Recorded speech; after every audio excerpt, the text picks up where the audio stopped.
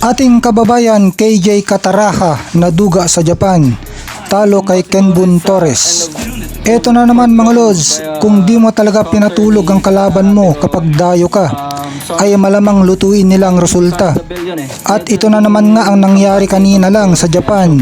Dito sa ating kababayan, undefeated pa naman at number 1 WBO Super Flyweight KJ Kataraha na natalo sa desisyon kontra Japanese Mexican Kenbun Torres. Klarong-klaro na dinomina ni KJ Kataraha halos lahat ng kabuuang 10 rounds. Kontrolado ni Kataraha ang distansya. Madaling pinuntusan si Kenbun Torres ng mga jab sa ulo at katawan nito. At tuwing susugod ang hapon ay nakakounteran siya at nayayanig ni Kataraha.